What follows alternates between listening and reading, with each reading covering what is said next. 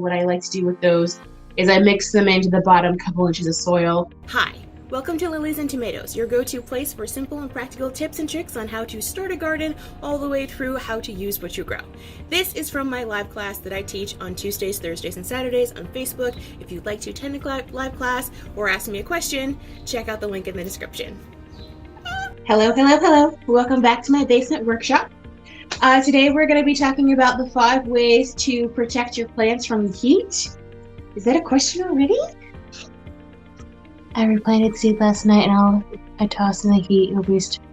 So I'll be listening, okay? Good. Okay. So today we're going to be talking about 5 ways to protect your plants from the heat.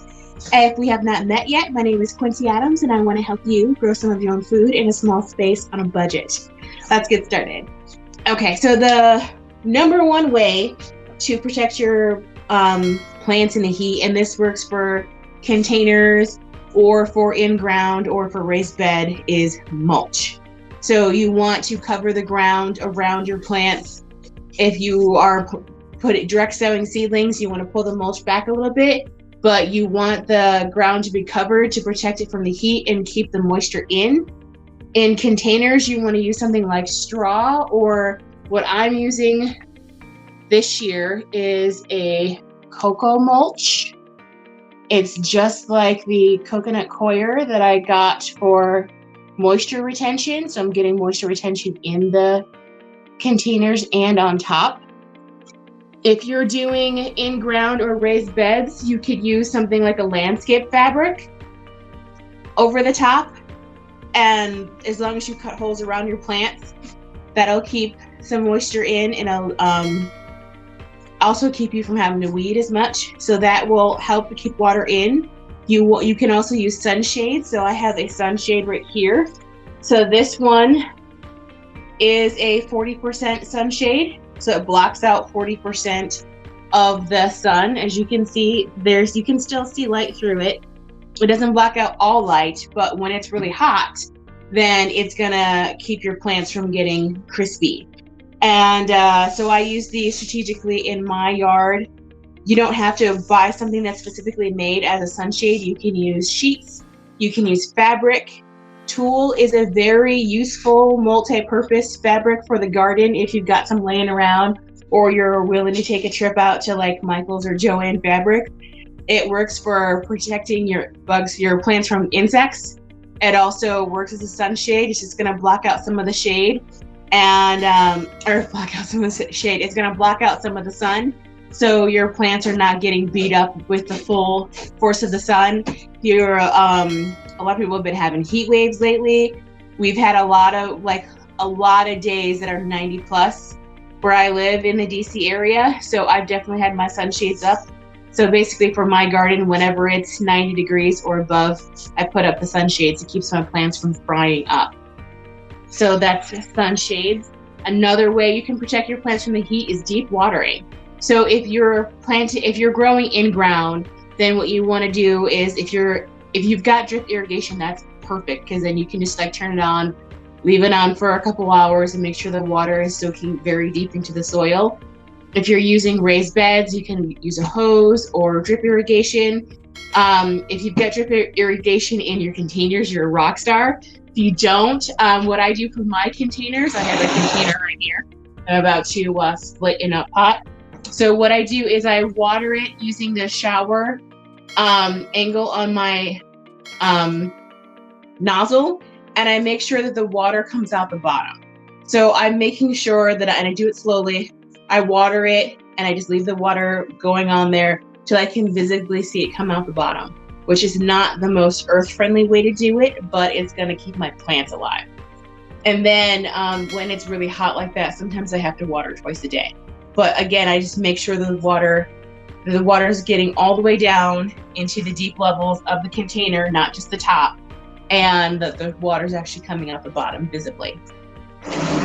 Another thing that you can use, moisture crystals in another video. They're just little white crystals that look like salt, and you can mix them in with your soil. When they get wet, they plump up and they hold moisture in your soil. So what I like to do with those is I mix them into the bottom couple inches of soil.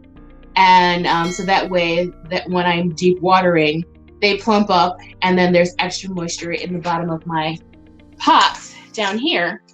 And that way the roots of my plants are always reaching down towards where the moisture is being held in the container. I use that in fabric containers and in plastic containers.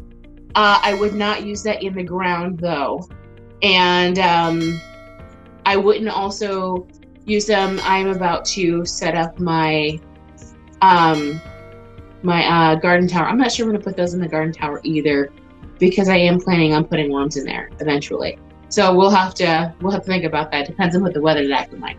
But moisture crystals, they look like salt. They plump up into like gel, and they hold moisture. And another way that you can protect your plants from the heat is planting in the understory. So this right here, this is actually French sorrel. This is a leafy green. I like to use this for smoothies. So I keep this in a pot on my deck, and then I'll show you the leaves. This is actually small because I had this very thickly planted, and as I've been as I harvest, I just come out and yank leaves and I put it in smoothies. And so what I would do if I had, say I had something like this that I needed to protect from extreme sun, and then I had something bigger like peppers. There's peppers and tomatoes in here, don't judge me. In the same container, I would plant the leafy greens so that they are hidden in the understory of the taller plants. And then as these taller plants got bigger, they would shade out the leafy greens underneath. So if you wanted to do something like tomatoes and then start your fall lettuce in the understory when your tomatoes get big, then they will be somewhat protected from the sun. They won't be getting direct sun. They'll just be getting indirect light or dappled light when your bigger plants fill out. So that's another way to do that.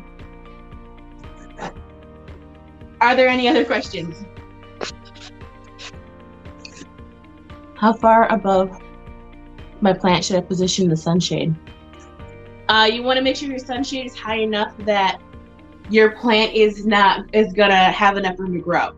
So I have mine to cover the area underneath, in between my fence and my deck.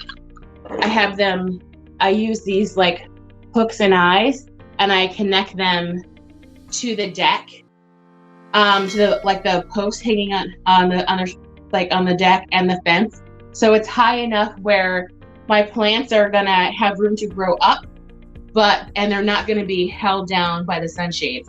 And actually, I'm gonna have to raise them because I've got some stuff that's getting high, and I'm about to put some arches under there. So you want to make them high enough. If you can't have them suspended completely above, then what you can do is you can set up something like a portable wall, where it's going to be set up and it's going to be just straight up and down, and then you can move it strategically with the sun. So you would want to put it somewhere where it's south of the plants, to the south of the plants you want to shade. So if you want your plants to not get shade, you want to put the sunshades up to the north of your plant, and then if you want them to get shaded, you want to put it to the south of your plant, because the sun's coming in from the south, from 180 for all of my solar panel nerds out there. Any other questions? That looks like a no. And I will answer any other questions you guys send me on Thursday. And if not, then I will figure something out and we'll look at what I'm doing in my garden, because I'm still working on my tomatoes, guys. So, all right. Have a good night. Bye.